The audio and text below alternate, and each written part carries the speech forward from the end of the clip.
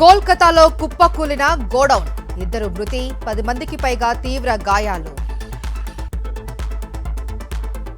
రాజమండ్రి జైలుకు సీఐ నాగరాజు, 14 రోజుల రిమాండ్కు ఆదేశించిన విజయవాడ 2వ ఏజీఎం కోర్టు. ఆధారాలు లేకుండానే సాయికృష్ణపై తప్పుడు కేసులు పెట్టారు. సీబీఐతో విచారణ జరిపించాలి అని వంగవీటి నరేంద్ర డిమాండ్. ఏపీ మహిళా కమిషన్ కార్యాలయానికి వైఎస్ఆర్సీపీ నేతలు, మహిళా నేతలను దూషిస్తున్న కూటమి నేతలపై ఫిర్యాదు. అమరావతి పేరుతో రియల్ ఎస్టేట్ వ్యాపారం తప్ప అభివృద్ధి జరగలేదు. రాయలసీమ, ఉత్తరాంధ్ర ప్రాంతాలను నిర్లక్ష్యం చేశారు. కూటమి సర్కార్ టార్గెట్ గా సిపిఐ నేత ఈశ్వరయ్య విమర్శలు. టీడీపీ నేత జేసీ ప్రభాకర్ రెడ్డి అరాచకాలపై వైఎస్ఆర్సీపీ నేతల పోరుబాట. ఈ నెల 26న తాడిపత్రిలో సామూహిక దీక్ష చేస్తాము అన్న కేతిరెడ్డి పెద్దారెడ్డి.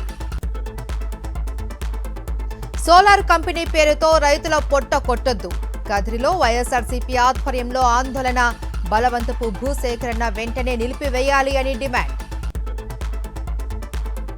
ఖమ్మం జిల్లాకు 3 మంత్రులున్నా ఒరిగింది ఏంటి? బుగ్గపాడు భూముల విషయంలో ఏం జరుగుతుందో తెలియదా? కాంగ్రెస్ సర్కారుపై కేటీఆర్ ఫైర్. ఎరువుల కొరతకు కేంద్రమే కారణం.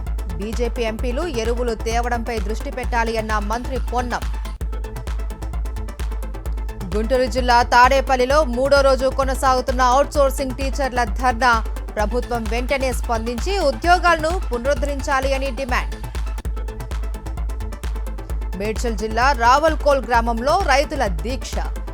ట్రెషర్ మిషన్ ఏర్పాటును వ్యతిరేకిస్తూ ఆందోళన. మంచిర్యాల జిల్లా చెన్నూరులో పోలీసుల విస్తృత తనిఖీలు. హోటల్స్, పాన్ షాపులలో నార్కోటిక్ డాగ్ సహాయంతో చెకింగ్.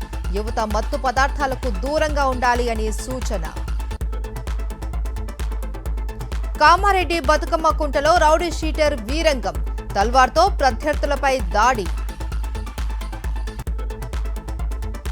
కేంద్ర మంత్రివర్గ పునర్వ్యవస్థీకరణపై కొనసాగుతున్న అంతర్గత కసరత్తు.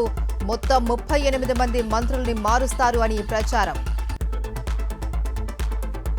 అత్యవసరమైతే తప్ప ఇరాన్కు ప్రయాణం వద్దు. భారత పౌరులకు ఇండియన్ ఎంబసీ అడ్వైజరీ.